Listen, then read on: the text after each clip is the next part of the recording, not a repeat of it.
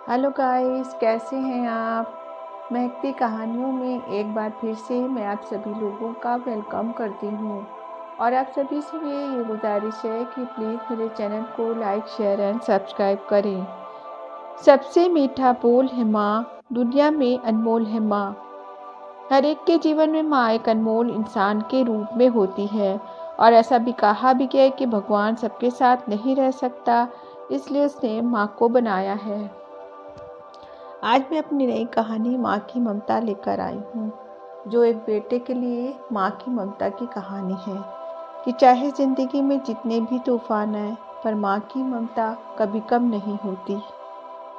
रात के 11 बज रहे थे और अभी तक वैभव बैंक से ना लौटा था।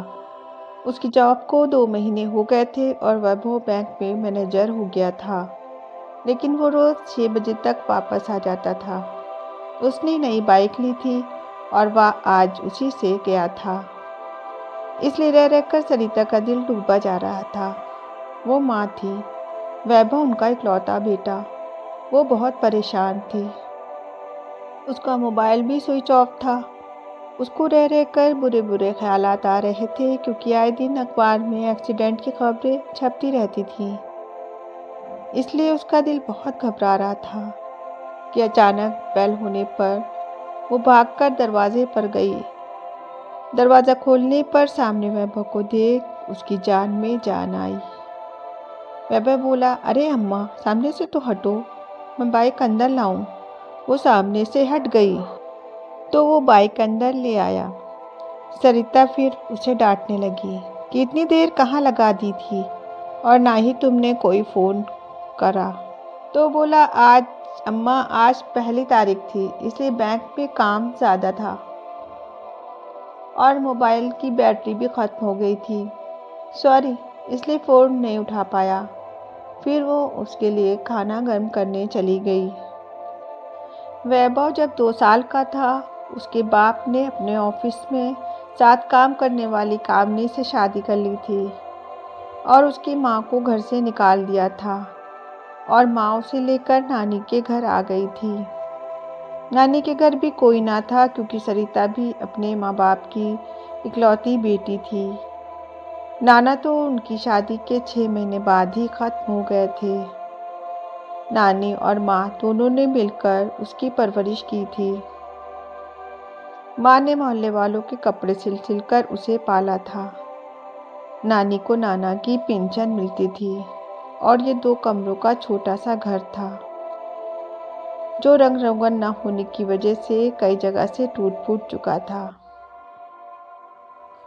और वैभव ने जब हाई स्कूल की परीक्षा दी थी कि उसका रिजल्ट भी ना आया था कि नानी का भी स्वर्गवास हो गया। फिर वो दोनों अकेले ही रह गए। सरिता ने उसको पढ़ाने लिखाने में कोई कसर ना छोड़ी थी। आज वैभव बैंक मैनेजर बन चुका था।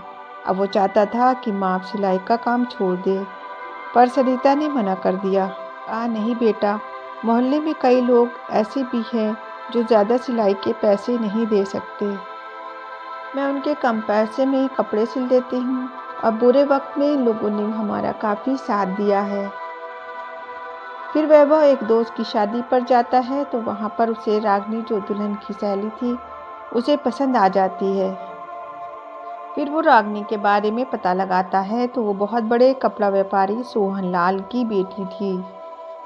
उसके 2 बड़े भाई थे और वो भी बड़े बिजनेसमैन थे। सबसे छोटी रागनी थी, जो कॉलेज में पढ़ रही थी। उसे अपने बैंक की तरफ से बड़ी गाड़ी मिलती है तो सरिता बहुत खुश होती है। फिर वो घर की भी मरम्मत करवाता है।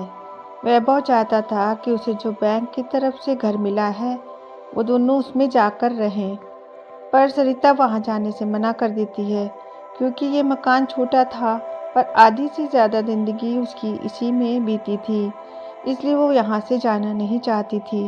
इधर वैभव ने जब से रागनी को देखा था, उसका दीवाना हो गया था। अपने दोस्त की बीवी निशा से, जो रागनी की सहेली थी, उससे मिलवाने को कहता है। तो एक दिन निशा रागनी को अपने घर बुलवाती है। फिर वो दोनों को मिलवा देती है। रागनी को भी वैभव पसंद आ जाता है। फिर दोनों की मुलाकातें होने लगती हैं। मुलाकातें फिर प्यार में बदल जाती हैं, फिर बात शादी तक पहुंच जाती है। फिर रागनी उससे कहती है कि पहले मैं अपने घर पर बात कर लूं, तब तुम अपनी माँ को भेजना। फिर वो अपनी माँ और भाभीयों से वैभव के बारे में बताती है।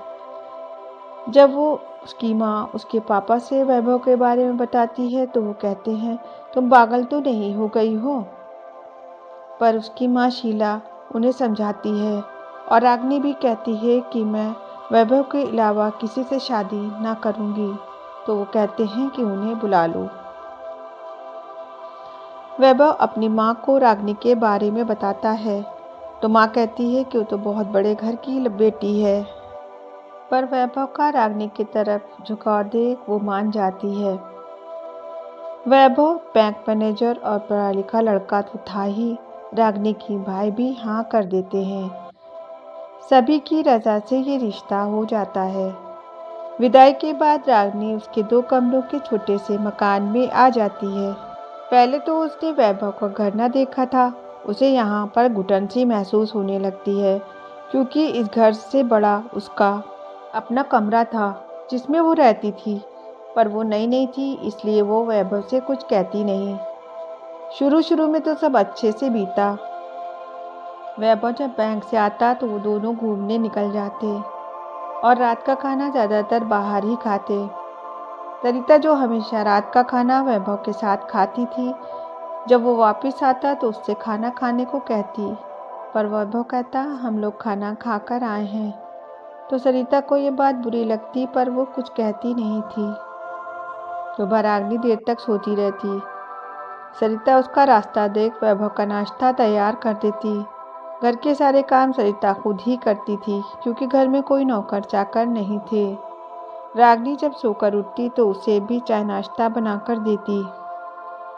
रागनी नाश्ता करके नहा धोकर तैयार होकर या तो वो टीवी देखती या फिर मोबाइल में चैटिंग आदि किया करती थी। एक दिन वैभव जब तैयार होकर नाश्ते की टेबल पर आया तो माँ को आवाज़ लगाई, पर सरिता ने कोई जवाब ना दिया। तो वो सीधा उनके कमरे की तरफ गया तो देखा सरिता सो रही थी। उसने उन्हें जगाने की कोशिश की तो वो बुखार में तप रही थी। बुखार की शिद्दत से वो उठ भी नहीं पा रही थी। उसने जल्दी से डॉक्टर को फ़ोन करके बुलाया। वो डॉक्टर उसका दोस्त था। उसने बताया कि उन्हें टाइफाइड हुआ है, खाना वगैरह टाइम से ना लेने की वजह से काफ़ी कमज़ोर भी हो गई हैं। इनकी डाइट का ख्याल रखो और इन्हें आराम करने दो। मेडिसिन उसने लिख कर दी कि इसे मंगा लो और टाइम पर देते रहना। आज पहली तारीख थी और उसे बैंक भी जाना भी ज़रूरी था। उसने जाकर रागनी को जगाया कि और कहा कि माँ को बुखार है, जाओ तुम नाश्ता बनाओ और उसे माँ को टाइम पर खाना और दवा दे देना ताकि माँ जल्दी से ठीक हो जाए। मुझे जल्दी है, मैं जा रहा हूँ, बाहर खा लूँगा, कहकर वो चला गया। रागनी फिर लेटकर सो गई। सरिता ने वो बिस्किट जो वैभव लाया था खाकर दवाई पीकर वो भी सो गई। जब उसकी आंख खुली तो दिन के 2 बज रहे थे। डोरबेल की आवाज़ आ रही थी। उसने जाकर देखा तो बाहर डिलीवरी बॉय था जो पिज़्ज़ा लेकर आया था।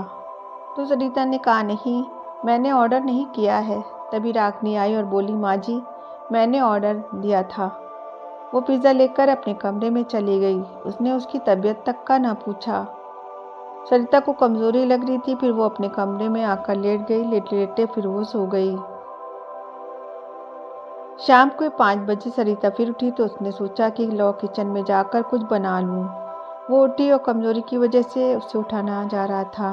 वो सीधे किचन में गई तो देखा किचन बिल्कुल अंदर गंदा था और रागनी ने शाम की चाय बनाई थी। चाय चूल्हे पर गिरी थी और सारे बर्तन भी गंदे थे। फिर वो चूल्हा साफ कर रही थी कि डोरबेल फिर बजी। शायद रागनी ने दरवाज़ा खोल दिया था। वैभव की आवाज़ सुनाई दी, हाँ मैं माँ की वजह से जल्दी आ गया। माँ कहाँ है? रागनी ने कहा, मुझे क्या पता, होगी अपने कमरे में। उसका लहजा वैभव को बुरा लगा। उसने उससे पूछा, तुमने माँ का ख्याल रखा, दवाई टाइम पर दी कि नहीं? तो उसने वहीं गुस्से में जवाब दिया, मैं तुम्हारी या तुम्हारी माँ की नौकर नहीं हूँ।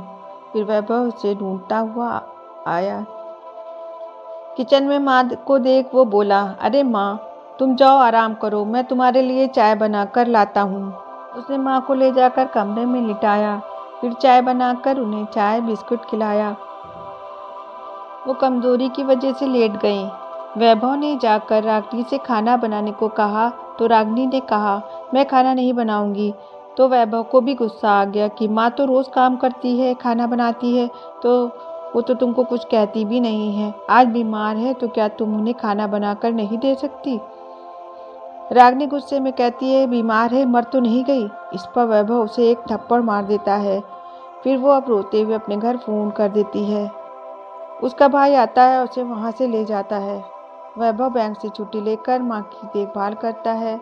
जब सरिता ठीक हो जाती है तो उससे कहती है कि जाओ रागिनी को घर से ले आओ। पर वैभव कहता है जैसे गई है वैसे ही आए।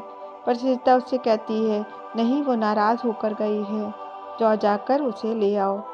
वो जब उसे लेने जाता है तो पहले तो वो तैयार नहीं होती है, पर जब उसकी माँ उसे समझाती है तो वो शर्त लगाती है कि जो घर बैंक की तरफ से तुम्हें मिला है उसमें मुझे लेकर चलो तो मैं रहूँगी। वैभव कहता है कि मैं माँ को छोड़कर नहीं जा सकता, तो वापस चला जाता है। सरिता को जब पता चलता है तो वो उसे समझाती है कि मेरी वजह से तुम अपना घर मत बर्बाद करो। माँ के बहुत समझाने पर वो रागिनी को लेकर बंगले में शिफ्ट हो जाता है। वहाँ रागिनी घर के कामों के लिए और खाना पकाने के लिए नौकर रख लेती है। वैभव शाम को रोज़ माँ से मिलने के बाद ही घर आता था, पर रागिनी उनसे मिलने एक बार भी उनके पास नहीं गई। एक दिन जब वैभव बैंक से वापस आ रहा तो अचानक उसका एक्सीडेंट हो जाता है। उसकी हालत काफ़ी सीरियस थी, वो आईसीयू में था। रागिनी को जब पता चलता है वो अपने घर वालों के साथ हॉस्पिटल पहुंचती है। वैभव बेहोश था। सरिता को भी जब पता चलता है तो वो बदमाश सी भागती हुई हॉस्पिटल पहुंचती है, पर रागिनी उन पर चिल्लाने लगती है, देखा बुढ़िया, तू ही जिम्मेदार है अपने बेटे की इस हालत की, तू वापस चली जा। उसके माँ बाप भी बेटी का ही साथ देते हैं। सरिता उनसे कहती है कि मुझे एक नज़र मेरे बेटे को देख लेने दो, पर उनको उससे मिलने नहीं देते। तो वो हॉस्पिटल के बाहर भूखी प्यासी बैठी रात दिन बेटे की ज़िंदगी की दुआएं करती रहती है। आखिर उसकी दुआ कबूल हो जाती है। वैभव को होश आ जाता है। सभी को सामने देख वो माँ को ढूंढ रहा था। उसकी आंखों में सवाल थे कि माँ कहाँ है, पर बाहर माँ बहुत खुश थी कि बेटे को होश आ गया है और वो अब खतरे से बाहर है। सरिता बेटे से मिलना चाहती थी, पर रागिनी और उसके घर वाले उनसे मिलने नहीं देते। हालत बेहतर होने पर वो उसे घर लेकर चले जाते हैं। सरिता उनके घर पर भी उससे मिलने जाती है, पर वो लोग वैभव को उससे वहाँ पर भी मिलने नहीं देते। सरिता फिर घर वापस चली जाती है। वो बेटे को देखने के लिए काफ़ी परेशान हो जाती। इस तरह 15 दिन बीत जाने पर भी बेटे की कोई खबर न मिलती है। इतने दिनों से खाना न खाने और रात दिन जागने की वजह से वो बिस्तर पकड़ लेती है। मोहल्ले वाले उसकी देखभाल कर रहे थे। वैभव को भी ये खबर पहुंचाने कोई जाता है, पर वैभव को उससे मिलने नहीं दिया जाता। वैभव अब काफ़ी हद तक ठीक हो चुका था। उसने रागिनी से माँ के बारे में पूछा कि तुमने मेरी माँ को मेरे एक्सीडेंट की खबर भिजवाई थी कि नहीं? तो बोली, हाँ, भिजवा दी थी, पर वो तुम्हें देखने आई तक नहीं। उसे माँ के खिलाफ भड़काने की कोशिश की, पर वैभव का दिल नहीं मानता कि माँ उसे इस हाल में सुनकर भी ना आए। उसका दिल घबराने लगता है और वो माँ के मिलने पहुँच जाता है। उसके घर का दरवाज़ा खुला हुआ था और कुछ मोहल्ले के आदमी बाहर बैठे थे। वो तेज़ी से अंदर गया तो कुछ औरतें भी अंदर बैठी थीं। वो तेज़ी से माँ के कमरे में गया। सामने बेड पर एक बहुत ही कमज़ोर सी औरत थी। उसने कहा, नहीं, ये मेरी माँ नहीं है। पर जब सरिता ने उसकी आवाज़ सुनी तो धीरे से आँख खोलकर इशारे से अपने पास बुलाया, बेटा तू आ गया, मैं तेरा ही इंतज़ार कर रही थी, तुम ठीक हो? वो उसका हाथ अपने हाथ में ले उसे प्यार करने लगी। प्यार करते करते कब उसकी आंखें बंद हो गई, वैभव को पता ही न चला। माँ की आवाज़ न आने पर जब उसने उसकी तरफ देखा तो उनकी गर्दन एक तरफ लुढ़क गई थी। वो मामा कहकर उसे जगाने की कोशिश करता रहा। वैभव चीख पड़ता है, पर माँ आँख नहीं खोलती। सरिता की जान शायद उसे एक नज़र देखने के लिए ही अटकी थी। उससे मिल वो हमेशा के लिए सो गई थी। वैभव को जाता देख रागिनी भी उसके पीछे उसके घर पहुंचती है, तो वहां का माहौल देखकर वो डर से कांप जाती है। वैभव अपनी माँ के पास बैठा बिलख बिलख कर रो रहा था और पास ही उसकी माँ बेजान सी बेड पर पड़ी थी। वो जाकर वैभव के कांधों पे हाथ रख देती है और कहती है, वैभव ये सब कैसे हुआ?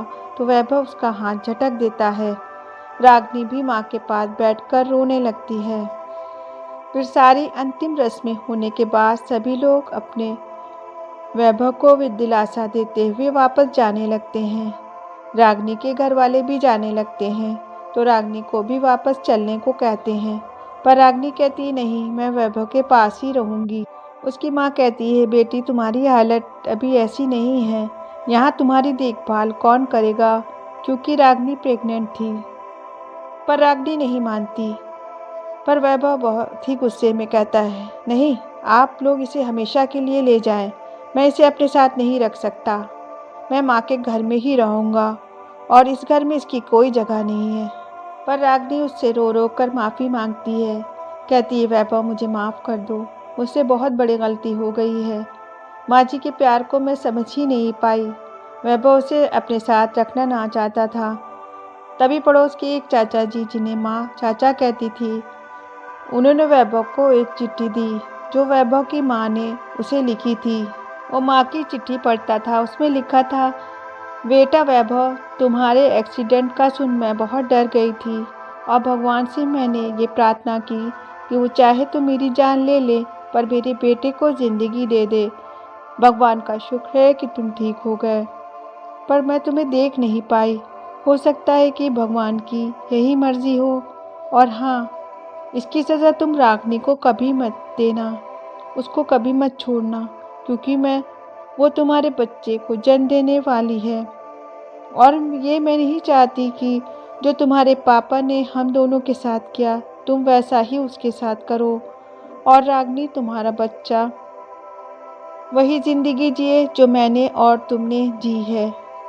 ये मैं इसलिए लिख रही हूँ कि पता नहीं अब मैं तुम्हें देख पाऊँगी भी कि नहीं, पर तुम और रागिनी हमेशा साथ रहोगे तो समझ लेना तुम्हारी माँ बहुत खुश है और मेरा पोता या पोती जो भी आए उसे मेरी तरफ से बहुत सा प्यार करना। हमारी माँ सरिता। चिट्ठी पढ़कर वैभव की आंखों में आंसू आ जाते हैं। रागिनी उसके हाथ से चिट्ठी लेकर पढ़ती है। चिट्ठी पढ़ने के बाद तो वो फूट फूट कर रोने लगती है। कहती है, वैभव तुम मुझे माफ़ कर दो, मुझसे गलती नहीं, गुनाह हुआ है। वो उसके कदमों में बैठ जाती है। वैभव उससे कहता है, देखो मेरी माँ कितनी महान थी, उसे पहले ही अंदेशा हो गया था कि शायद आगे ऐसा ही कुछ होगा। वो उसे उठाकर कहता है कि अब मैं यहीं अपनी माँ के घर में ही रहूँगा। चाचा भी वैभव को समझाते हैं कि तुम रागिनी को माफ़ कर दो, तुम्हारी माँ की भी यही मर्जी थी। वैभव उससे कहता है कि अगर तुम्हें इसी घर में रहना है तो यहीं पर रहो, अगर तुम यहाँ पे मेरे साथ रह सकती हो तो ठीक है। तो रागिनी रोते हुए कहती है कि मुझे मंजूर है, आप जहाँ भी कह रहेंगे मैं भी वहीं रहूँगी। रागिनी की माँ उसे समझाती है कि बेटा तुम चलो, वैभव भी बाद में आ जाएगा, पर रागिनी उससे हाथ जोड़कर कहती है, माँ मुझसे एक बार बहुत बड़ा गुनाह हो गया है, अब और नहीं, अब मैं यहीं रहूँगी। फिर रागिनी के घर वाले उसे छोड़कर वहीं पर चले जाते हैं। आखिर में मैं यही कहूँगी, हमें अपनी माँओं की कद्र करनी चाहिए। और किसी ने कहा है, खुदा का दूसरा रूप है माँ, ममता की गहरी झील है माँ, वो घर जन्नत से कम नहीं जिस घर में खुदा की तरह पूजी जाती है माँ।